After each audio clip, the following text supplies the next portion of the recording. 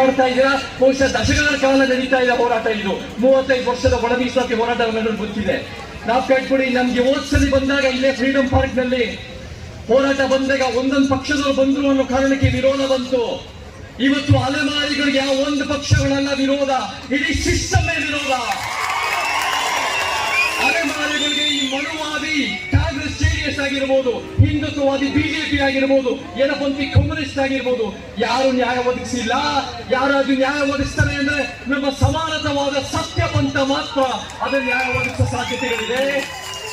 ಶಾಶ್ವತವಾದ ಪರಿಹಾರ ಬೇಕು ಅಂತ ಸ್ನೇಹಿತರೆ, ನಾವು ಅಧಿಕಾರಕ್ಕೂ ನಾವು ಒಂದು ರೀತಿ ನಾವು ಕುರ್ಚಿಯನ್ನ ಸರಾಗಬೇಕು, ನಾವು ಕಾನೂನು ರೂಪಿಸೋರಾಗಬೇಕು, ನಾವು ನೀತಿ ಯೋಜನೆ ರೂಪಿಸೋರಾಗಿರ್ಬೇಕು. ನಾವು ಅಂದ್ರೆ ಯಾರು? ನಾವು ಅಂದ್ರೆ ಬರೀ ಅಲೆಮಾರಿಗಳಲ್ಲ, ಬರೀ ಎಸ್ಸಿಗಳಲ್ಲ, SC ST OBC ಮೈನಾರಿಟಿಗಳಲ್ಲ. ನಾವು ಅಂದ್ರೆ ಸಮಾನತೆ, ನ್ಯಾಯ, ವೈಜ್ಞಾನಿಕತೆ ಮತ್ತೆ ಸಂವಿಧಾನ ಪೀಳಿಗೆ ಅಳವಡಿಸಿಕೊಂಡಿರೋ ಮನುಷ್ಯರು. ನಾವು ಅಧಿಕಾರ ಹಿಡಿಬೇಕು, ಅವಲೇ ನಮ್ಮ ಮಕ್ಕಳು ಮೊಮ್ಮಕ್ಕಳಿಗೆ ನಮಗಾಗಿರೋ ಅನ್ಯಾಯಗಳ ಆದಿನ ನಾವು ನೋಡ್ಕೋಬಹುದು ಅಂತ ನಾನು ಹೇಳಕ್ ಇಷ್ಟಪಡ್ತೀನಿ.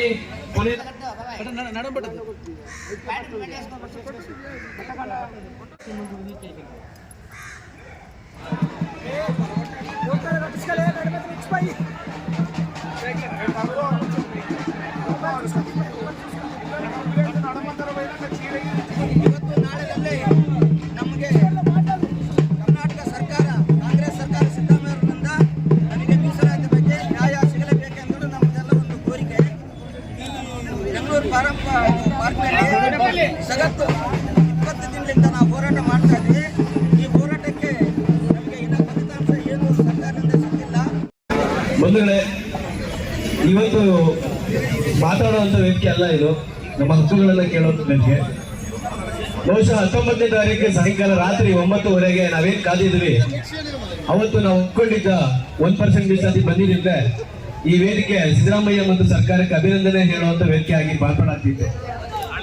ಇವತ್ತು ಎಷ್ಟು ಜನ ನಾವು ಇಲ್ಲಿ ಫ್ರೀಡಂ ಪಾರ್ಕಲ್ಲಿ ಸೇರಿದೀವಿ. ಬಣ್ಣಗಳ ಜೊತೆ, ಬಟ್ಟೆಗಳ ಜೊತೆ, ವೇಷಗಳ ಜೊತೆ ಬಂದಿದ್ದೀವಿ, ಕನಸುಗಳನ್ನ ಬಂದಿದ್ದೀವಿ. ಇದನ್ನ ಸಿದ್ದರಾಮಯ್ಯನವರು ಮಿಸ್ ಮಾಡ್ಕೊತಾ ಇದ್ದಾರೆ. ನಮ್ಗೆ ಗೊತ್ತಿಲ್ಲ, ಜನಾಂಗ, ಅಗಲವೇಶ ಕಲಾವಿದರು, 59 ಜಾತಿಗಳಿದ್ದು ಈಗ ಕನಿಷ್ಠ ಇಲ್ಲ ಅಂದ್ರೆ 35 ವರ್ಷಗಳಿಂದ ನಾವು ಮಾಡ್ತಕ್ಕಂಥ ಪಶ್ಚಾತ್ತಾಪ, ನಾವು ಬೇಡ್ತಕ್ಕಂಥ ಒಂದು ಭಿಕ್ಷೆ ನೋಡಿ. ವೇಷಭೂಷಣಗಳನ್ನು ಮಾಡಿಕೊಂಡು ಊರ ಮುಂದೆ ಗುಡಿಸಲಾಗ್ತದ್ದು, ಮಕ್ಕಳನ್ನು ಸಾಲಿ ಇಲ್ಲದೆ ಏನಿಲ್ಲದೆ ನಮಗೆ ಸರಿಯಾಗಿ ಯಾವ ವ್ಯವಸ್ಥೆ, ಸರ್ಕಾರಿ ವ್ಯವಸ್ಥೆ ಇಲ್ಲದೆ ನಾವು ಜೀವನ ಮಾಡ್ತಾ ಇದ್ದೀವಿ. ಸಿದ್ದರಾಮಯ್ಯರು ಈ ಕೆಲಸ ಮಾಡ್ತಾರೆ, ನಮಗೆಲ್ಲರಿಗೂ ಒಂದು ಅನ್ನದಾತ ಆಗ್ತಾರೆ ಮತ್ತು ಮುಂದೆ ಸರ್ಕಾರ ಸೌಲಭ್ಯಗಳಲ್ಲಿ ನಮಗೆ 1-2% ಆ ಮೀಸಲಾತಿಯನ್ನು ಒಳ ಮೀಸಲಾತಿ ಕೊಡ್ತಾರೆ ಅಂತ ಹೇಳಿಕೊಂಡು ಈ ವಿಶ್ವಾಸದಿಂದ ಈ ಕಾರ್ಯಕ್ರಮವನ್ನು ನಡೆಸಿಕೊಡ್ತಾ ಇದ್ದೀವಿ. ದಯವಿಟ್ಟು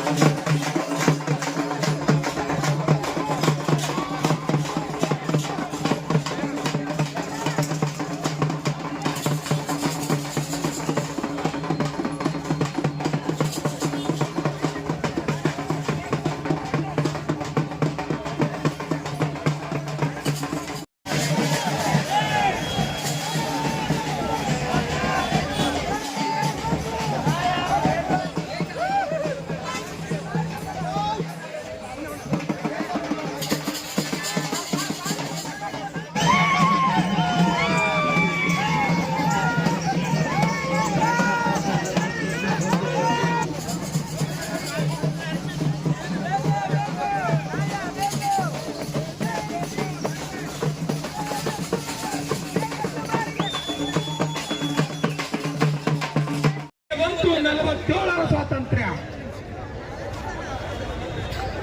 ಬಂಧುಗಳೇ, ದಯವಿಟ್ಟು ಇದನ್ನ ತುಂಬಾ ಶ್ರಮ ವಹಿಸಿ ಈ ಕಾರ್ಯಕ್ರಮ ಆಯೋಜನೆ ಮಾಡಿದ್ದಾರೆ. ನಾವೆಲ್ಲ ವಾಲಂಟಿಯರ್ಸ್, ಹಿಂದ್ಗಡೆ ಸಾಕಷ್ಟು ಚೇರ್ ಇದೆ, ಓಡಾಡೋದಕ್ಕೆ ಗಾಡಿ ಬಿಟ್ಟು ನಾವೆಲ್ಲ ಆ ಕಡೆ ನಿಂತಿರೋದು. ದಯವಿಟ್ಟು ಹಿಂದೆಗಡೆ ಚೇರ್ ಖಾಲಿ ಇದೆ, ಅಲ್ಲಿ ನಡುವೆ ಇವರು ಓಡಾಡೋದಕ್ಕೆ ಒಂದು ಸ್ವಲ್ಪ ದಾರಿ ಬಿಡಿ. ಇಲ್ಲಿ ನಾವೆಲ್ಲರೂ ವಾಲಂಟಿಯರ್ಸ್ ಆಗಿ ಆ ಕಡೆಯಿಂದ ಬಂದು ಕೆಲಸ ಮಾಡಿದ್ರು. ಯಾರು ನಿಲ್ಬೇಡಿ, ಚೇರ್ ಖಾಲಿ ಇದಾವೆ, ದಯವಿಟ್ಟು ಬನ್ನಿ, ಒಳಗಡೆ ಬನ್ನಿ.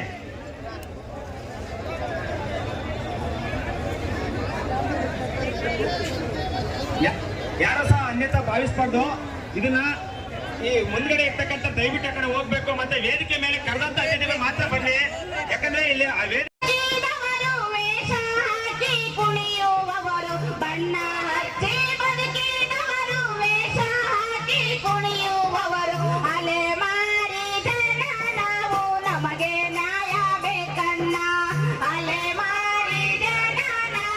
ನಮಗೆ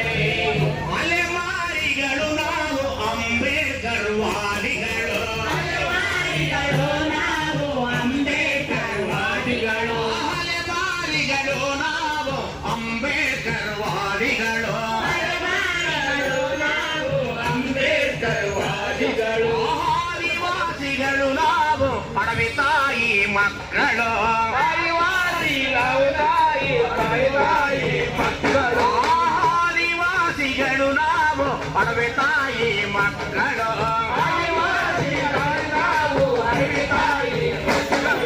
ಬಿರ್ಸಾ ಮುಂಡಾ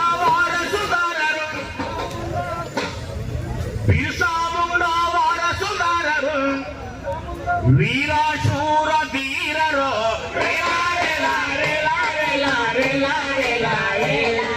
ಯಾರಿಗೂ ತಲೆಬಾಗೆವು ಯಾರಿಗೂ ತಲೆಬಾಗೆವು ಯಾರಿಗೂ ಭಯಪಡೆವು ಯಾರಿಗೂ ಭಯ ಭಾರತದ ಸಂವಿಧಾನನ ಪ್ರಸ್ತಾವನೆ ಮಾಡ್ತಾ ಇದ್ದೀವಿ. ಭಾರತದ ಜನತೆಯಾದ ನಾವು ಭಾರತವನ್ನು ಸಾರ್ವಭೌಮ ಸಮಾಜವಾದಿ ಮತಧರ್ಮ ನಿರಪೇಕ್ಷ ಜನತಂತ್ರಾತ್ಮಕ ಗಣರಾಜ್ಯವನ್ನಾಗಿ ರೂಪಿಸುವುದಕ್ಕಾಗಿ ಭಾರತದ ಎಲ್ಲ ನಾಗರಿಕರಿಗೆ ಸಾಮಾಜಿಕ ಆರ್ಥಿಕ ರಾಜಕೀಯ ನ್ಯಾಯ ವಿಚಾರ ಅಭಿವ್ಯಕ್ತಿ ನಂಬಿಕೆ ಧರ್ಮ ಮತ್ತು ಉಪಾಸನೆಯ ಸ್ವಾತಂತ್ರ್ಯ ಸ್ಥಾನಮಾನ ಅವಕಾಶಗಳ ಸಮಾನತೆ ದೊರೆಯುವಂತೆ ಮಾಡುವ ವ್ಯಕ್ತಿ ಗೌರವ ದೇಶದ ಏಕತೆ ಮತ್ತು ಸಮಗ್ರತೆಗಾಗಿ ಎಲ್ಲರಲ್ಲಿ ಭ್ರಾತೃತ್ವ ಭಾವನೆ ಮೂಡಿಸುವ ದೃಢ ಸಂಕಲ್ಪ ಮಾಡಿ ನಮ್ಮ ಸಂವಿಧಾನ ಸಭೆಯಲ್ಲಿ 1949 ನವೆಂಬರ್ 26ನೇ ದಿನದಂದು ಈ ಸಂವಿಧಾನವನ್ನು ನಮಗೆ ನಾವೇ ಅರ್ಪಿಸಿಕೊಂಡು ಅಂಗೀಕರಿಸಿ ಶಾಸನವಾಗಿ ವಿಧಿಸಿಕೊಂಡಿದ್ದೇವೆ. ಜೈ ಭೀಮ್, ಜೈ ಭೀಮ್, ಜೈ ಅಂಬೇಡ್ಕರ್, ಜೈ ಸಂವಿಧಾನ, ಜೈ ಸಂವಿಧಾನ. Thank you. ಸ್ವಾತಂತ್ರ್ಯ ಬಂದಿಷ್ಟು ವರ್ಷ ಆಗಿದೆ, ಮೀಸಲಾತಿ ಬಂದಿಷ್ಟು ವರ್ಷ ಆಗಿದೆ, ಮೀಸಲಾತಿಯ ಡಿಕ್ಲರೇಷನ್ ಆಗಿದೆ, ಒಳ ಮೀಸಲಾತಿಯ ಡಿಕ್ಲರೇಷನ್ ಆಗಿದೆ. ನನಗೆ ನೆನ್ನೆ ಯಾರೋ ಮಾತಾಡ್ತಾ ಹೇಳ್ತಿದ್ರು, ಏನ್ ನೀವು ಸಭೆ ಮಾಡಿದ್ದೀರಿ, ಈ ಸಭೆಗಿನ 19ನೇ ತಾರೀಕು ಮೊದಲೇನಾದ್ರೂ ನೀವು ಮಾಡಿದ್ರೆ ಒಂದು 2-3 ಸಭೆಗಳು ಬಹುಶಃ ದೊಡ್ಡ ಒತ್ತಡ ಇರ್ತಿತ್ತು ಅಂತ ಹೇಳಿದ್ರು.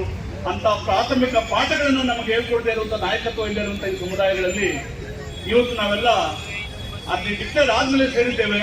ನಿಮ್ಮೆಲ್ಲರಿಗೂ ಮೊದಲಿಗೆ ನಾನು ಜೈವಿ ಮಂದಿರಗಳು ಹೇಳ್ತಾ ಸ್ವಾಗತವನ್ನು ಬಯಸ್ತಾ ಇದ್ದೀನಿ. ಬಂಧುಗಳೇ, ನಾಲ್ಕು ದಾಸವರನ್ನು ನಾವು ಭೇಟಿಯಾದಾಗ ನಮ್ಮ ಅಲೆಮಾರಿ ಸಮುದಾಯದ ಅನೇಕ ನಿಯೋಗಗಳು ಪ್ರತಿನಿಧಿಗಳು ಭೇಟಿಯಾದಾಗ ಅವ್ರು ಹೇಳಿದ್ರು, ನಿಮಗೆ ನಾನು ಯಾವುದೇ ಕಾರಣಕ್ಕೆ ನೀವು ಇರಲಿ, ನೀವು ಇರದೇ ಇರಲಿ, ಬರದೇ ಇರಲಿ, ನೀವು ಮರಿಲಾರದಂತ ರಿಪೋರ್ಟ್ ಕೊಡ್ತೇನೆ, ನಿಮ್ಮ ಸಮುದಾಯಗಳಿಗೆ ನ್ಯಾಯ ಸಿಗುತ್ತೆ ಅಂತ ಹೇಳಿದ್ರು. ಅದೇ ರೀತಿ ಅವರು 1% ಡಿಕ್ಲೇರ್ ಮಾಡೋದು. ಬಂಧುಗಳೇ, ನಮ್ಮ ಅಲೆಮಾರಿಗಳ ಬಗ್ಗೆ ಪಕ್ಷ ಅನೇಕ ಕಮಿಷನ್ಗಳು ಅನೇಕ ರೀತಿಯ ರಿಪೋರ್ಟ್ಸ್ ಆಗಿರುವೆ. ಆವನೂರು ರಿಪೋರ್ಟ್ ಅಲ್ಲಿ, ಆವನೂರು ಕಮಿಷನ್ ರಿಪೋರ್ಟ್ ಅಲ್ಲಿ ನಮ್ಮನ್ನ ಒಂದೇ ಸಮುದಾಯಗಳನ್ನ ಎಸ್ಸಿಲು ಇಟ್ಟಿದ್ದಾರೆ, ಎಸ್ಟಲ್ಲೂ ಇಟ್ಟಿದ್ದಾರೆ, ಓಬಿಸಿಲು ಇಟ್ಟಿದ್ದಾರೆ.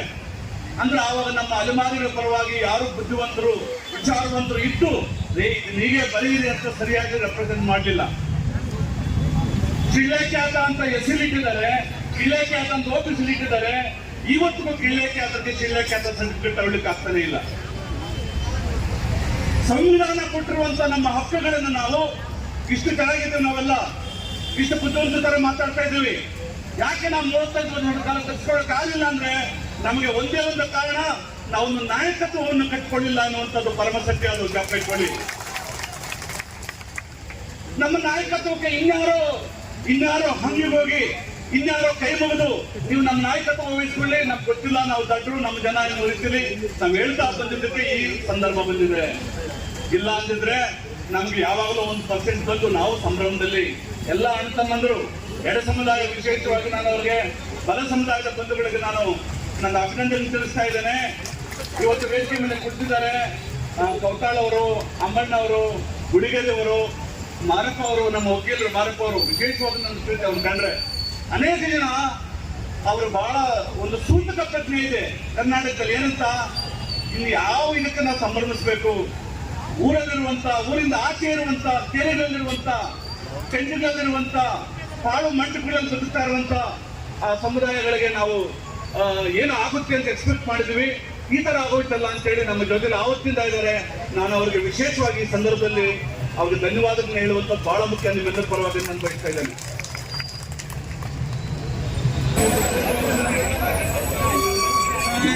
ಜೈ ಭೀಮ್. ಅಷ್ಟೇ ಜನನ. ಜೈ ಭೀಮ್, ಜೈ ಭೀಮ್. ಬಂಧುಗಳೇ, ಕರ್ನಾಟಕದ ಅಸ್ಪೃಶ್ಯ ಅಲೆಮಾರಿ ಸಮುದಾಯಗಳ ಮಹಾಒಕ್ಕೂಟ, ಕರ್ನಾಟಕದ ಒಳ ಮೀಸಲಾತಿ ವಂಚಿತ, ವಿಮುಕ್ತ ಮತ್ತು ಅಲೆಮಾರಿ ಸಮುದಾಯಗಳ ಐಕ್ಯ ಸಂಘಟನೆ ಇವರು ಏರ್ಪಡಿಸಿರುವ ಈ ಚಾರಿತ್ರಿಕವಾಗಿರುವ ಬೆಂಗಳೂರು ಚಲೋ ಮತ್ತು ಚಿಂತನ ಮಂಥನ ಸಮಾವೇಶದಲ್ಲಿ ಭಾಗಿಯಾಗಿರುವ ರಾಜ್ಯದ ವಿವಿಧ ಭಾಗಗಳಿಂದ ಬಂದಿರುವ ಹಲವು ಅಲೆಮಾರಿ ಸಮುದಾಯಗಳ ಬಂಧುಗಳೇ, ಈ ಕಾರ್ಯಕ್ರಮದ ಅಧ್ಯಕ್ಷೀಯ ನುಡಿಗಳನ್ನ ಆಡಲಿರುವ ಅಲೆಮಾರಿ ಸಮುದಾಯದ ಮುಖಂಡರಾದಂತಹ ಶೇಷಪ್ಪನವರೇ,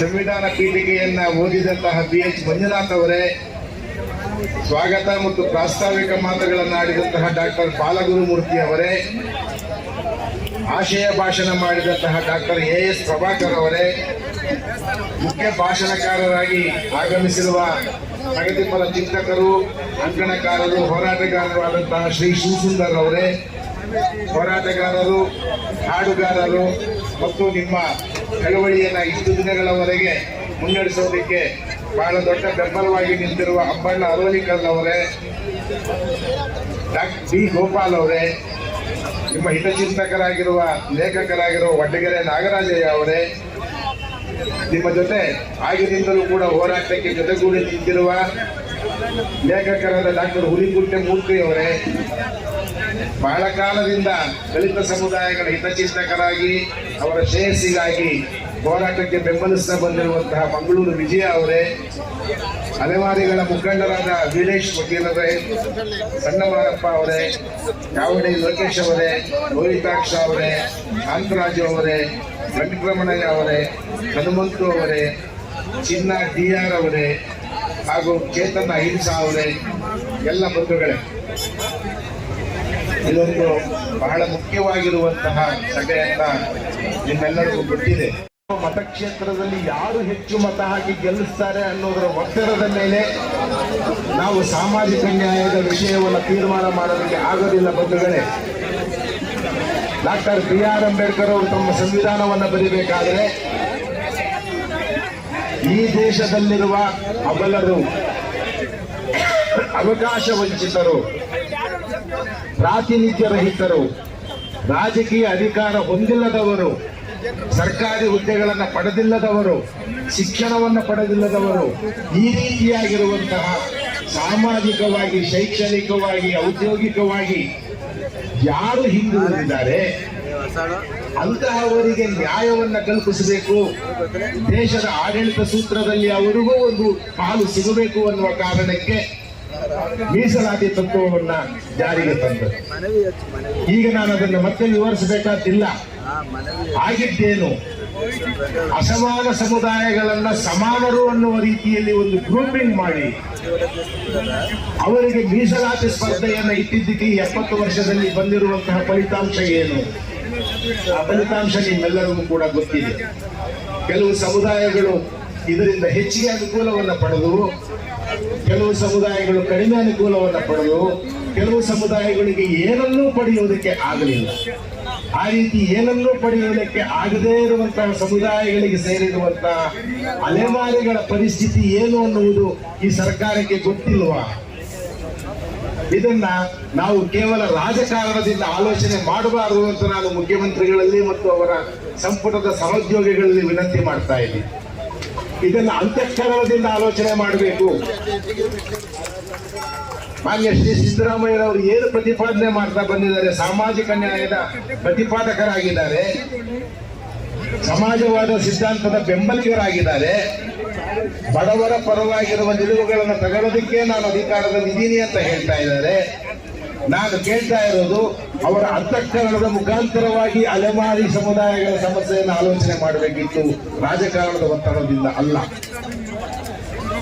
ಸಾಮಾಜಿಕ ನ್ಯಾಯ ಹೇಳ್ತಾ ಇರೋದು ಏನನ್ನ, ಆ ಸಾಮಾಜಿಕ ನ್ಯಾಯದ ಆಶಯವನ್ನೇ ಕೈಬಿಟ್ಟು ನೀವು ಐತಿಹಾಸಿಕವಾಗಿರುವಂತಹ ಒಳ ಮೀಸಲಾತಿ ಹಂಚಿಕೆಯನ್ನು ಮಾಡಿ ಆಶಯಕ್ಕೆ ಭಂಗ ತರುತ್ತೆ. ಅಸಮಾನರ ನಡುವೆ ಮತ್ತೆ ನೀವು ಒಂದು ಸಮಾನ ಸ್ಪರ್ಧೆಯನ್ನು ಏರ್ಪಡಿಸ್ತಾ ಇದ್ದೀರಾ. ಫಲಿತಾಂಶ ನಿಮಗೆ ಗೊತ್ತೇ ಇದೆ. ಫಲಿತಾಂಶ ಏನಾಗುತ್ತೆ? ಖಂಡಿತವಾಗಿಯೂ ಕೂಡ ಅಲೆಮಾರಿ ಸಮುದಾಯದ ಬಹುಪಾಲು ಸಮುದಾಯ ಎಂದಿಗೂ ಕೂಡ ಮೀಸಲಾತಿಯ ಪಾಲನ್ನ, ಪ್ರಾತಿನಿಧ್ಯದ ಪಾಲನ್ನ ಪಡೆಯಲಿಕ್ಕೆ ಅವಕಾಶ ಆಗುವುದಿಲ್ಲ. ಆದ್ದರಿಂದ ನಮ್ಮ ಆಗ್ರಹ ಇಷ್ಟೇ, ಇದಕ್ಕೆ ಹೆಚ್ಚಿನ ವಿವರಣೆಗಳು ಬೇಕಿಲ್ಲ. ಖಂಡಿತವಾಗಿಯೂ ಕೂಡ ಸರ್ಕಾರದ ಕೈಯಲ್ಲಿ ಇದೆ. ಸರ್ಕಾರವನ್ನ ಮೀರಿದ್ದು ಯಾವುದೂ ಇಲ್ಲ. 3 ಪಂಗಡಗಳನ್ನ ಮಾಡಿರುವಂತಹ ಸರ್ಕಾರ 4ನೇ ಪಂಗಡವನ್ನ ಮಾಡೋದಕ್ಕೆ ಏನೂ ಕಷ್ಟ. ನಾಗಮೋಹನದಾಸ್ ವರದಿ ಏನು ಹೇಳಿತ್ತು? ಅಲೆಮಾರಿಗಳನ್ನ ಪ್ರಾಶಸ್ತ್ಯದ ಗುಂಪಿನಲ್ಲಿ ಇಡ್ರಿ, ಅದನ್ನ ಪ್ರತ್ಯೇಕವಾಗಿರುವಂತಹ ಒಂದು ಗುಂಪಿನಲ್ಲಿ ಇಡ್ರಿ, ಅವರಿಗೆ 1% ಮೀಸಲಾತಿಯನ್ನು ಕೊಡ್ರಿ ಅಂತ ಏನ್ ಪ್ರತಿಪಾದನೆ ಮಾಡಿತ್ತು. ದಯವಿಟ್ಟು ಆ ಪ್ರತಿಪಾದನೆಯನ್ನ ಕೇಳಿಸಿಕೊಳ್ಳಿ ಮತ್ತು ಅಂಗೀಕರಿಸಿ ಅದನ್ನ ಜಾರಿಗೊಳಿಸಿ. ಇದು ನಾವು ಸರ್ಕಾರಕ್ಕೆ ಆಗ್ರಹಪೂರ್ವಕವಾಗಿ ಮಾಡುತ್ತಿರುವಂತಹ ವಿನಂತಿ. ಅಲೆಮಾರಿ ಸಮುದಾಯ ಇವತ್ತು ಜಾಗೃತರಾಗ್ತಾ ಇರಬಹುದು, ಅಲೆಮಾರಿ ಸಮುದಾಯ ಇವತ್ತು ಸಂಘಟಿತರಾಗ್ತಾ ಇರಬಹುದು. ಸಂಖ್ಯೆಯಲ್ಲಿ ಅವರು ಇಡೀ ಕರ್ನಾಟಕದಲ್ಲಿ ಕಡಿಮೆ ಇರಬಹುದು, 4-5 ಲಕ್ಷ ಮಾತ್ರ ಇರಬಹುದು. ಆದರೆ ಅವರ ಬೇಡಿಕೆಗಳಿಗೆ ನ್ಯಾಯ ಇದೆ. ಸಾಮಾಜಿಕ ನ್ಯಾಯದ ಹಕ್ಕು ಅವರಿಗೆ ಖಂಡಿತವಾಗಿಯೂ ಇದೆ. ಎಲ್ಲರಿಗಿಂತಲೂ ಕೂಡ ಕಟ್ಟ ಕಡೆಯವರಾಗಿ ಬೀದಿಗಳಲ್ಲಿ ಭಿಕ್ಷೆ ಬೇಡ್ತಾ ಅವಮಾನಕ್ಕೆ ಒಳಗಾಗಿರುವಂತವರು, ಈ ಬಣ್ಣದ ದಿವಸಗಳ ಹಿಂದಿರುವಂತಹ ನೋವು ಮತ್ತೆ ಅವಮಾನ, ಅವರ ಸಂಕಷ್ಟ ಎಷ್ಟಿರುವುದನ್ನು ಮುಚ್ಚುತ್ತದೆ. ಈಗ ತಾನೇ ಉದ್ಘಾಟನೆ ಮಾಡುವಂತಹ ದೇನೆಗಳಲ್ಲೇ ಬಹುಪಾಲು ಜೀವನವನ್ನು ಕಳೆಯುವಂತಹ ಸಮುದಾಯಗಳ ವೇದನೆ ಏನು ಅನ್ನೋದನ್ನು ನಾವು ಅರ್ಥ ಮಾಡ್ಕೊಳ್ಳೋದು. ಅದರಿಂದ ಕರ್ನಾಟಕ ಸರ್ಕಾರಕ್ಕೆ ಕಿವಿ ಇದೆ, ಕಣ್ಣಿದೆ ಅಂತ ನಾನು ಭಾವಿಸ್ತೀನಿ. ಕರ್ನಾಟಕ ಸರ್ಕಾರದಲ್ಲಿ ಮುಖ್ಯಮಂತ್ರಿಯಾಗಿರುವ ಸಿದ್ದರಾಮಯ್ಯನವರಿಗೆ ಸಾಮಾಜಿಕ ನ್ಯಾಯದ ಆಶಯ ಚೆನ್ನಾಗಿ ಗೊತ್ತಿದೆ. ನಮಗೆಲ್ಲ ಅವರು ಪಾಠ ಹೇಳಿದವರು ಇದರ ಬಗ್ಗೆ. ಕಟ್ಟ ಕಡೆಯವನಿಗೂ ಕೂಡ ಅವಕಾಶ ಸಿಗಬೇಕು, ಕಟ್ಟ ಕಡೆಯವರಿಗೆ ಸಿಗಬೇಕು. ಅವರು 10 ಜನ ಇರಲಿ, 100 ಜನ ಇರಲಿ, ಅವರನ್ನು ಒಳಗೊಳ್ಳದ ಮೇಲೆ ಪ್ರಜಾಪ್ರಭುತ್ವ ಅನ್ನೋದು ನಿಜವಾದ ಪ್ರಜಾಪ್ರಭುತ್ವ ಆಗೋದಕ್ಕೆ ಸಾಧ್ಯ ಇದೆ. ನಿಜವಾದ ಪ್ರಜಾಪ್ರಭುತ್ವವನ್ನು ಕಟ್ಟಬೇಕು ಅಂತ ಹೇಳಿದರೆ ಎಲ್ಲರ ಸರ್ವೋದಯ, ಎಲ್ಲರನ್ನ ಪಾಲ್ಗೊಳ್ಳುವಂತೆ ಮಾಡುವುದಕ್ಕೆ ಬೇಕಾಗಿರುವಂತಹ ಅವಕಾಶ ನಿಮಗಿತ್ತು. ಈಗಲೂ ಅವಕಾಶ ನೀಡಿಲ್ಲ. ಆದ್ರಿಂದ ಈ ಎಲ್ಲ ಬಂಧುಗಳ ಪರವಾಗಿ ನಾನು ಅವರಲ್ಲಿ ಆಗ್ರಹಪೂರ್ವಕವಾಗಿ ವಿನಂತಿ ಮಾಡ್ಕೊಳ್ಳೋದೇನು ಅಂತ ಹೇಳಿದ್ರೆ, ಮತ್ತೊಂದು ಸರ್ಕಾರಿ ಆದೇಶವನ್ನು ತಯಾರು ಮಾಡಿ ಹೊರಡಿಸಲಿ. ಇವರನ್ನ ಮತ್ತೆ ಪ್ರತ್ಯೇಕವಾಗಿರುವ 1% ಮೀಸಲಾತಿಗೆ ಅವರನ್ನ ನಿಗದಿಪಡಿಸಿ, ಅವರು ಖಂಡಿತವಾಗಿಯೂ ಕೂಡ ಈ ಸಮಾಜದಲ್ಲಿ ತಮಗೆ ಸಿಗಬೇಕಾಗಿರುವ ಒಂದು ಸಣ್ಣ ಪಾಲನ್ನು ಪಡೆಯಲಿಕ್ಕೆ ಅವಕಾಶವನ್ನು ಮಾಡಿಕೊಡಿ. ಇದು ಸಿದ್ದರಾಮಯ್ಯನವರ ಜವಾಬ್ದಾರಿ, ಮಹದೇವಪ್ಪ ಅವರ ಜವಾಬ್ದಾರಿ, ಪರಮೇಶ್ವರ್ ಅವರ ಜವಾಬ್ದಾರಿ, KH ಮುನಿಯಪ್ಪ ಅವರ ಜವಾಬ್ದಾರಿ, ಆಂಜನೇಯ ಅವರ ಜವಾಬ್ದಾರಿ. ಇದು ಹಿರಿಯ ಹಣ್ಣೊಂದಿಲಾಗಿರುವಂತಹ ಅವರೆಲ್ಲರ ಜವಾಬ್ದಾರಿ ಅಂತ ನಾನು ಭಾವಿಸ್ತಾ ಇದ್ದೀನಿ. ವಿಶೇಷವಾಗಿ ನಿಮಗೆ ತಿಳಿದೇ ಇರುವಂತ ಯಾವುದೇ ಸಂಗತಿಗಳನ್ನ ಹೇಳಕ್ ಬಂದಿಲ್ಲ. ವಿಶೇಷವಾಗಿ ವೇದಿಕೆ ಮೇಲಿರುವಂತಹ ಹಲವಾರು ಹೋರಾಟಗಾರರಿಂದ, ಬುದ್ಧಿಜೀವಿಗಳಿಂದ ಅವರೆಲ್ಲರೂ ನಿಮ್ಮ ವೇದಿಕೆ ಮೇಲೆ ನಿಂತು ಕೂತಿದ್ದಾರೆ. ಅವರಿಂದ ಕಲ್ತಿದ್ದೀನಿ. ಈ ವೇದಿಕೆಗಾಗ್ಲಿ ನಿಮ್ಮದೇ ಸಂಕಷ್ಟಗಳಿಂದ ನೀವೇನು ಅನುಭವಿಸ್ತಿದ್ದೀರಿ, ನಿಮಗಾಗ್ಲಿ ನಾನು ಹೇಳಕ್ ಬಂದಿಲ್ಲ. ನಾನು ಸಿದ್ದರಾಮಯ್ಯನವ್ರಿಗೆ ಕೆಲವು ವಿಷಯಗಳು ಹೇಳಕ್ ಬಂದಿದ್ದೀನಿ. ಮುಖ್ಯಮಂತ್ರಿ ಸಿದ್ದರಾಮಯ್ಯನವ್ರು ಹೇಳಕ್ ಬಂದಿದ್ದೀನಿ. ಮುಖ್ಯಮಂತ್ರಿ ಸಿದ್ದರಾಮಯ್ಯನವ್ರ ಬಗ್ಗೆ ನಮ್ಮೆಲ್ಲರಿಗೂ ಕೂಡ ಒಂದು ಜನಜನಿತವಾದ ಕಥನ ಇದೆ. ಅವರೆಲ್ಲವನ್ನು ಬಲ್ಲವರು, ಸಮಾಜವಾದಿ ಹಿನ್ನೆಲೆಯವರು. ಆದ್ರೆ ಒಂದು ದೊಡ್ಡ ಜಾಣ ಮರವು ಆವರಿಸಿದೆ. ಜಾಣ ಮರವು, ಜಾಣ ಕಿವಿಡು ಅಂತ ಕೇಳ್ತಿರಲ್ಲ, ಆ ತರ ಜಾಣ ಮರವಿದೆ. ಈ ವಿಷಯ ಕೇಳಿದ್ರೆ ಕಿರಿಕಿರಿ ಆಗ್ತಿದೆ ಅವ್ರಿಗೆ. ಸಿದ್ದರಾಮಯ್ಯನವರೇ, ನಿಮಗೆ ಈ ಅಲೆಮಾರಿಗಳ ಸಂಕಟ ತಿಳಿದಿಲ್ಲ ಅಂತಲ್ಲ, ಸುಪ್ರೀಂ ಕೋರ್ಟ್ ತೀರ್ಮಾನ ತಿಳಿದಿಲ್ಲ ಅಂತ ಅಲ್ಲ, ಆದ್ರೂ ಕೆಲವು ವಿಷಯಗಳು ನೀವು ಕೇಳಿಸ್ಕೋಬೇಕು. ಈ ದೇಶದ ಸಂವಿಧಾನ ಯಾಕೆ ಮಾಡೋದು? ಮನುಸ್ಮೃತಿ ಅಂತ ಇತ್ತು ಈ ದೇಶದಲ್ಲಿ. ಮೇಲು ಕೀಳು, ಬ್ರಾಹ್ಮಣ ಶ್ರೇಷ್ಠ, ಶೂದ್ರ ಕನಿಷ್ಠ, ದಲಿತ ಈ ಮನುಷ್ಯನೇ ಅಲ್ಲ, ಹೆಣ್ಣು ಗಂಡು ಗುಲಾಮರಾಗಿರ್ಬೇಕು. ಇಡೀ ಹಳ್ಳಿನಲ್ಲಿರೋ ಎಲ್ಲಾ ಜನರು ಕೂಡ ಬ್ರಾಹ್ಮಣರಿಗೆ ಮೇಲ್ಜಾತಿಗಳ ಗುಲಾಮರಾಗಿರ್ಬೇಕು ಅಂತ ಒಂದು ವ್ಯವಸ್ಥೆ ಇತ್ತು ಬ್ರಿಟಿಷರ ಕಾಲದಲ್ಲೂ ಕೂಡ. ಅಂಬೇಡ್ಕರ್ ಯಾಕೆ ಹೋರಾಟ ಮಾಡೋದು? ಯಾತಕ್ಕಾಗಿ ಸಂವಿಧಾನ ಬಂತು? ಸಂವಿಧಾನ ಬಂದಿದ್ದು ನಾವೆಲ್ಲರೂ ಒಟ್ಟುಗೂಡಿ ಸಂವಿಧಾನದ ಪೀಠಿಕೆಯನ್ನ ಓದಿದ್ವಿ. ಆ ಪೀಠಿಕೆನಲ್ಲಿ ನಾವೆಲ್ಲರೂ, ನಮ್ಮೆಲ್ಲರ ಹಿರಿಯರು ಕೂಡ ಸ್ವಾತಂತ್ರ್ಯ ಹೋರಾಟದಲ್ಲಿ ಭಾಗವಹಿಸಿದ್ರು. ಸ್ವಾತಂತ್ರ್ಯ ಹೋರಾಟದಲ್ಲಿ ಭಾಗವಹಿಸಿದ್ದಕ್ಕೆ ಕಾರಣ 79 ವರ್ಷ ಆದರೂ ಕೂಡ ಮತ್ತೆ ಬಂದು ಗುಡಿಸಲುಗಳ ಉದ್ಘಾಟನೆ ಮಾಡಕ್ಕಲ್ಲ. ಇದು ನನಗೆ 79 ವರ್ಷ ಆದರೂ ಕೂಡ ಮತ್ತೆ ಗುಡಿಸಲನ್ನ ಸಾಂಕೇತಿಕವಾಗಿ ನಾವು ಉದ್ಘಾಟನೆ ಮಾಡ್ತೀವಿ. ಗುಡಿಸಲಲ್ಲಾದ್ರೂ ಇರಕ್ ಬಿಡಿ ಅನ್ನೋ ಪರಿಸ್ಥಿತಿಯಲ್ಲಿ ನಾವಿದ್ದೀವಿ ಅಂತಂದ್ರೆ ಇದಕ್ಕಿಂತ ಮನುಷ್ಯತ್ವ ಇರುವಂತವ್ರು, ನಾಗರಿಕರಾದವರು, ಅವ್ರಿಗೆ ಇದಕ್ಕೆ ಅವಮಾನ ಆಗ್ಲಿಲ್ಲ ಅಂತಂದ್ರೆ ಅವ್ರಿಗೆ ಮನುಷ್ಯರೇ ಅಲ್ಲ. ಅದರಲ್ಲೂ ಕೂಡ ಮುಖ್ಯಮಂತ್ರಿ, ಪ್ರಧಾನಮಂತ್ರಿ, ಮಂತ್ರಿ ಮಂಡಲಕ್ಕೆ ಎಲ್ಲರೂ ಅಯೋಗ್ಯರಾಗ್ತಾರೆ. ಈ ಉದ್ಘಾಟನೆಯಿಂದ ಗುಡಿಸಲುಗಳನ್ನು ಉದ್ಘಾಟನೆ ಮಾಡೋದ್ರ ಮೂಲಕ ನೀವು ಈ ಸರ್ಕಾರಕ್ಕೆ ಕೆನ್ನೆ ಮೇಲೆ ಬಾರಿಸ್ತಿದ್ದೀರಿ. ಇದನ್ನ ಅರ್ಥ ಮಾಡ್ಕೊಂಡ್ರೆ ಅವರು ನಿಜಕ್ಕೂ ಸರ್ಕಾರ ಆಗ್ತಾರೆ. ಅಂಬೇಡ್ಕರ್ ಸಂವಿಧಾನ ಕೊಟ್ಟರು. ಅಂಬೇಡ್ಕರ್ ಸಂವಿಧಾನ ಕೊಡಬೇಕಾದ್ರೆ ಈ ಸಮಾಜದ ಬಗ್ಗೆ ಸ್ಪಷ್ಟವಾಗಿ ಹೇಳಿದ್ರು. ಇಲ್ಲಿ ಮೇಲ್ಜಾತಿನವರಿದ್ದಾರೆ, 3000 ವರ್ಷದಿಂದ ಅವರೇ ಜ್ಞಾನ ಇಟ್ಕೊಂಡಿದ್ದಾರೆ, ಅವರೇ ಸಂಪತ್ತು ಇಟ್ಕೊಂಡಿದ್ದಾರೆ, ಅವರೇ ಅಧಿಕಾರ ಇಟ್ಕೊಂಡಿದ್ದಾರೆ. ನಮ್ಮಗಳನ್ನ ಈ ರೀತಿ ಅವರು ನಿಜವಾದ ಮಹಾರಾಜರು ನಮಗ್ ಬರೀ ಮಹಾರಾಜರು ವೇಷ ಧರಿಸ್ತಾರೆ. ಅವರು ನಿಜವಾದ ದೇವರುಗಳು ನಮಗ್ ಬರೀ ಆ ದೇವರುಗಳನ್ನ ಹಾಕೊಂಡು ನೋಡಿಸ್ತಾರೆ. ನಮಗ್ ಅವಾಗಲಿಂದ ಚಾವಟಿನ ಹೊಡಿತಾ ಇದ್ದಾರೆ, ನಮಗ್ ಚಾವಟಿ ಕೊಟ್ಟು ನಮಗೆ ಹೊಡ್ಕೊಳಕ್ ಹೇಳ್ತಿದ್ದಾರೆ. ಅಂಬೇಡ್ಕರ್ ಸಂವಿಧಾನ ಬರೆದಿದ್ದು 79 ವರ್ಷ ಆದ್ರೂ ಕೂಡ ನಮ್ ಚಾವಟಿಲಿ ನಾವೇ ಹೊಡ್ಕೊಳಕ್ಕಲ್ಲ. ನಾವೇ ದೇವರುಗಳು, ಅವರೆಲ್ಲ ದೇವರುಗಳು. ಪ್ರಜಾಪ್ರಭುತ್ವದಲ್ಲಿ ಪ್ರಜೆನೇ ಪ್ರಭು. ಇದಾಗಬೇಕು ಅಂತಂದ್ರೆ ಈ ಸಮಾಜ ಜಾತಿಯಾಗಿ, ವರ್ಗವಾಗಿ ಒಡೆದೋಗಿದೆ. ಆದ್ದರಿಂದ ಯಾರಿಗೆ ಏನೂ ಇಲ್ವೋ ಅವ್ರಿಗೆ ಮೊದಲ ಆದ್ಯತೆ ಕೊಡಬೇಕು. ಬಂಗ್ಲೆಗಳಿದಾವೆ, ಗುಡಿಸಲುಗಳಿದಾವೆ. ನಿಮ್ಮ ಎದುರುಗಡೆ ಒಂದು ಮಾತು ಹೇಳ್ತಾ ಇದ್ದೀನಿ. ನಾನು ಅಲೆಮಾರಿ ಸಮುದಾಯದ, ಅಂದ್ರೆ ಒಂದು ಸಮುದಾಯದಲ್ಲಿ ನಾನು ಹುಟ್ಟದೆ ಹೋದ್ರು ಕೂಡ ಸಮಸ್ತ ಅಲೆಮಾರಿಗಳ ಮಗನಾಗಿ ನಾನು ಸಂಶೋಧನೆ ಮಾಡ್ತಾ ಮತ್ತು ಎಲ್ಲೇ ಅಲೆಮಾರಿಗಳ ಸಂಕಟದಲ್ಲಿ ಇದ್ದಾರೆ ಅಂದ್ರೆ ಅವರ ಜೊತೆಗೆ ಪಾಲ್ಗೊಳ್ತಾ ನಾನು ಬಂದಿದ್ದೇನೆ. ಇದು ನಾನು ಇವತ್ತು ನಿಮ್ಮ ಎದುರುಗಡೆಗೆ ನಿಂತ್ಕೊಂಡು ವೇದಿಕೆ ಹಂಚಿಕೊಂಡು ಮಾತಾಡ್ತಾ ಇರುವಂತ ಮಾತಲ್ಲ. ನನ್ನ ಒಂದು ಬದುಕಿನ ನಡೆಯಲ್ಲಿಯೇ ಹೀಗೆ ಅಳವಡಿಸಿಕೊಂಡಿದ್ದೇನೆ. ಒಂದು ದುಃಖಿತ ಸಮುದಾಯಗಳ ಜೊತೆಗೆ, ಸಂಕಟದ ಸಮುದಾಯಗಳ ಜೊತೆಗೆ ಇರಬೇಕು ಅಂತ. ನಮ್ಮ ಅಲೆಮಾರಿಗಳಿಗೆ ನಾವು ಈಗ ನ್ಯಾಯ ಸಿಗ್ಲಿಲ್ಲ ಅಂದ್ರೆ ಇಷ್ಟೊಂದು ಸಮಾವೇಶ ಆಗಿ ಸರ್ಕಾರಕ್ಕೆ ಒಂದು ದೊಡ್ಡ ಒತ್ತಡ ಕೂಡ ಏರ್ಪಡ್ತಾ ಇದೆ. ನ್ಯಾಯ ಸಿಗ್ಲಿಲ್ಲ ಅಂದ್ರೆ ನಾವು ದೆಹಲಿಯ ರಾಹುಲ್ ಗಾಂಧಿ ಏನಿದ್ದಾರೆ ಆ ರಾಹುಲ್ ಗಾಂಧಿವರೆಗೂ ನಿಯೋಗ ಹೋಗಿ ಒತ್ತಡ ತರೋದಕ್ಕೆ, ಒತ್ತಾಯ ತರೋದಕ್ಕೆ ಸಿದ್ಧರಿದ್ದೇವೆ. ಇಡೀ ಅಲೆಮಾರಿಗಳು ಇದೇ ರೀತಿ ಟೆಂಟುಗಳ ಮೂಲಕ, ಇದೇ ರೀತಿ ಜೋಳಿಗೆ ತಗಲಾಕೊಂಡಾದ್ರೂ ಕೂಡ ಇದೇ ತರ ವೇಷ ಕಟ್ಟಿಕೊಂಡು ನಾವು ದೆಹಲಿ ಬೀದಿಗಳಿಗೆ ಬರ್ತೀವಿ. ದೆಹಲಿಗೆ ಬೀದಿಗೆ ಬಂದು ನಾವು ನ್ಯಾಯಕ್ಕೋಸ್ಕರ ನಾವು ಆಗ್ರಹ ಮಾಡ್ತೇವೆ. ಸ್ನೇಹಿತರೆ, ಎಲ್ಲರಿಗೂ ನಮಸ್ಕಾರ. ಇವತ್ತು ನಿಮ್ಮೆಲ್ಲರ ಜೊತೆ ಈ ಅರ್ಥಗರ್ಭಿತವಾದ ನ್ಯಾಯಬದ್ಧವಾದ ಹೋರಾಟಕ್ಕೆ ನನಗೂ ಭಾಗವಹಿಸಿರುವ ಅವಕಾಶ ಸಿಕ್ಕಿದೆ. ನನಗೆ ಬಹಳ ಸಂತೋಷ ಆಗಿದೆ. ಈಗ ಎಲ್ಲ ಮುಖಂಡರು, ನನ್ನ ಆಯೋಜಕರಿಗೆ ನಾನು ಧನ್ಯವಾದಗಳು ಹೇಳಲಿಕ್ಕೆ ಇಷ್ಟಪಡ್ತೀನಿ. ಒಂದು ಉತ್ತಮ ಹೋರಾಟ ಅಂದ್ರೆ ಏನು? ಒಂದು ಉತ್ತಮ ಹೋರಾಟ ಅಂದ್ರೆ ಎಷ್ಟು ಜನ ಸೇರ್ತಾರೆ ಅನ್ನೋದು ಮಾತ್ರ ಅಲ್ಲ, ಎಷ್ಟು ಮೀಡಿಯಾದಲ್ಲಿ ಹೆಡ್ಲೈನ್ ಬರುತ್ತೆ ಅಂತ ಮಾತ್ರ ಅಲ್ಲ, ಎಷ್ಟು ಗಟ್ಟಿಯ ಘೋಷಣೆ ಕೂಗ್ತೀವಿ ಅಂತ ಮಾತ್ರ ಅಲ್ಲ. ಒಂದು ಉತ್ತಮ ಹೋರಾಟ ಅಂದ್ರೆ ಎಷ್ಟು ನ್ಯಾಯಬದ್ಧವಾದ ಬೇಡಿಕೆ ಇರುತ್ತೆ. ಆ ನ್ಯಾಯಬದ್ಧವಾದ ಬೇಡಿಕೆ ಇವತ್ತಿನ ದಿನ ಇದೆ. ಮುಖ್ಯಮಂತ್ರಿ ಅವರ ಕೇಳಿಸ್ಕೊಳ್ಳಿ, 1% ಒಳ ಮೀಸಲಾತಿನಲ್ಲಿ ನಮ್ಮ ಅಲೆಮಾರಿ ಸಮುದಾಯಗಳು 49 ರಿಂದ 59 ಸಮುದಾಯಗಳಿಗೆ ನ್ಯಾಯಬದ್ಧವಾದ ಬೇಡಿಕೆ. ಆ ಉದ್ದೇಶದಿಂದ ಈ ಹೋರಾಟ ಆಗ್ತಿದೆ ಅನ್ನೋ ಕಾರಣಕ್ಕೆ ಇದು ಒಂದು ಐತಿಹಾಸಿಕ ಹೋರಾಟ. ಈ ಐತಿಹಾಸಿಕ ಹೋರಾಟದ ಜೊತೆ ಯಾವಾಗಲೂ ಎಂದೆಂದಿರ್ತೀವಿ. ಅಹಿಂದ ಅಂತ, ಅಹಿಂದದಲ್ಲಿ ಆದಿವಾಸಿಗಳು, ಅಲೆಮಾರಿಗಳು ಇಲ್ವಾ ಮುಖ್ಯಮಂತ್ರಿಯವರೇ? ಅಹಿಂದ ಅನ್ನೋದು ಎಲ್ಲವೂ ಕಡೆ ಅಲೆಮಾರಿಗಳ ಕಷ್ಟಗಳ ಬಗ್ಗೆ ನಿಮಗೆ ಕೇಳಿಸಲ್ವಾ? ಯಾರ ಪರವಾಗಿದ್ದೀರಾ? ಅಹಿಂದ ನಿಮ್ಮ ಸ್ವಜಾತಿ ಪರವಾಗಿದ್ದೀರಾ? ನಿಮ್ಮ ಒಂದು ಕುರ್ಚಿ ಉಳಿಸ್ಕೊಳ್ಳೋಕ್ಕೋಸ್ಕರ ಇದ್ದೀರಾ? ಈ ಅಹಿಂದ ನಮ್ಗೆ ಯಾವತ್ತೂ ನ್ಯಾಯ ಒದಗಿಸಿಲ್ಲ. ನಮಗೇನ್ ಬೇಕು ಅಂದ್ರೆ ನಮಗೆ ದಮನಿತ ಅನ್ನೋದು ಬೇಕು.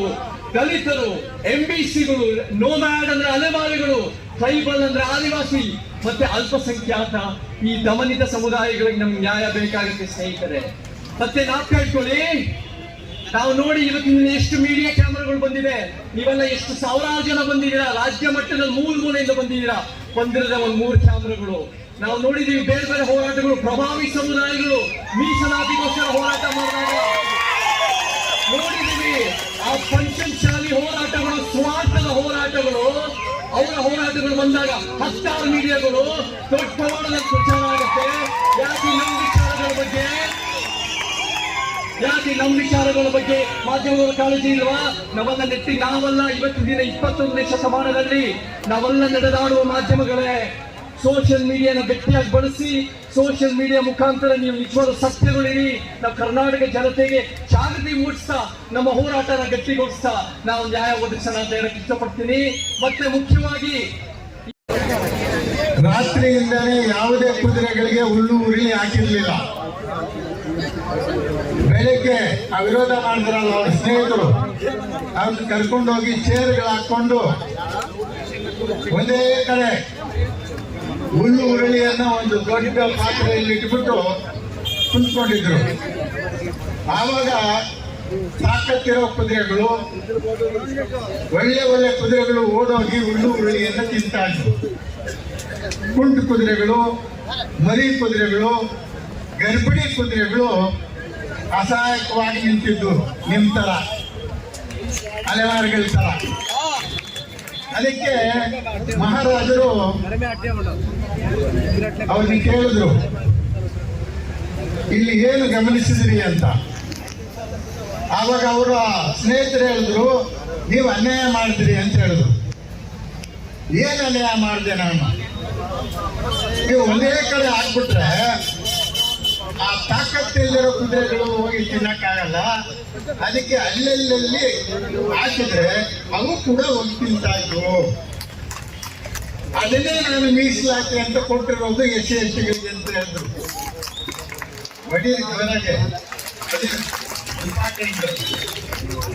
ಅದಕ್ಕೆ ಈ ಅಲೆಮಾರಿಗಳಿಗೂ ಕೂಡ ಒಂದು ಇದರಲ್ಲಿ ಹುಲ್ಲು ಉರುಳಿ ಇಡಬೇಕಾಗಿದ್ದು ಸಿದ್ದರಾಮಯ್ಯನವರ ಕರ್ತವ್ಯ.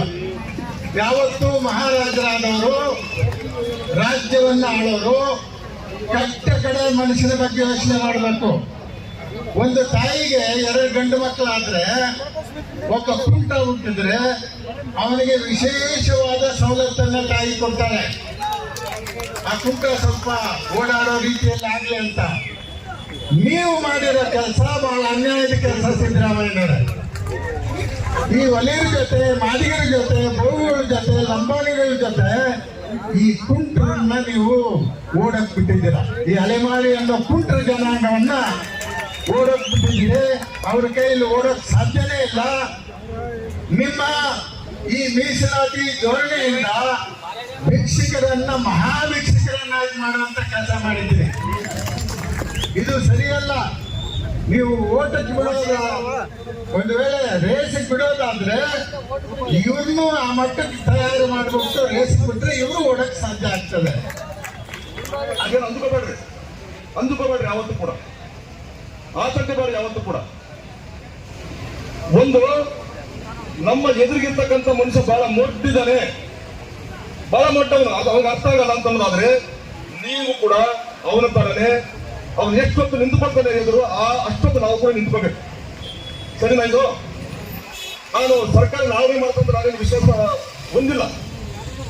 ಒಂದು ವೇಳೆ ಆಗದೆ ಇದ್ರೆ ಈ ಹೋರಾಟವನ್ನು ನೀವು ದೀರ್ಘಕಾಲಿಕ ಹೋರಾಟವಾಗಿ ಪರಿವರ್ತನೆ ಮಾಡಿಕೊಳ್ಳಬೇಕು. ಇವತ್ತು ಡಿಸಿಷನ್ ತಗೋಬೇಕು. ನೀವು ಇಂಥ ದೀರ್ಘಕಾಲಿಕ ಹೋರಾಟವಾಗಿ ಪರಿವರ್ತನೆ ಮಾಡಿ ಮುಂದಕ್ಕೆ ತಂದಿರ್ತವರಲ್ಲಿ ಒಳ ಮೀಸಲಾತಿ ಬಹಳ ಇಂಪಾರ್ಟೆಂಟ್ ಆದಂತ ಅನುಭವ ನೀವು ಮುಂದಿಟ್ಕೊಳ್ಳಿ ದಯವಿಟ್ಟು. ನಾಳೆ ಏನಾದರೂ ಕ್ಯಾಬಿನೆಟ್ ನಲ್ಲಿ ಏನಾದರೂ ನಮ್ಗೆ ಗೊತ್ತಿಲ್ಲ, ಅಥವಾ ಆದ್ರೂ ಕೂಡ 1% ಕಿತ್ತು ಕೊಡ್ತಕ್ಕಂಥದಕ್ಕೆ ಆಲ್ರೆಡಿ ಆತಂಕಗಳು ನಾನು ನಿಮ್ಗೆ ಹೇಳ್ತೀನಿ. 5% ಅಲ್ಲಿ ಇರ್ತಕ್ಕಂಥವ್ರೆಲ್ಲರೂ ಕೂಡ ಅಲೆಮಾರಿಗಳೇ, ಅವರೊಬ್ಬರೇ ಅಲ್ಲ ಅಂತಕ್ಕಂಥ ಒಂದು ವಾದ ಆಲ್ರೆಡಿ ಪ್ರಾರಂಭ ಆಗಿದೆ.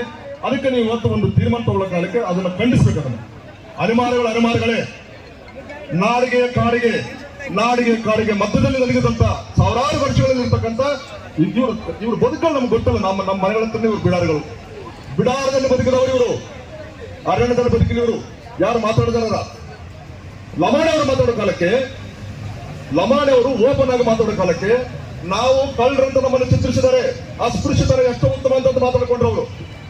ಆದ್ರೆ ಇವತ್ತು ಕೂಡ ನಿಮ್ಮ ಮನೆಗಳಿಗೆ ಮೇಲ್ಜಾತಿಯವರು ಬಂದು ಕೂಡ ಊಟ ಮಾಡ್ತಾರೆ. ನಮ್ಮ ಮನೆಗಳಲ್ಲಿ ಯಾರು ಊಟ ಮಾಡ್ತಾರಪ್ಪ?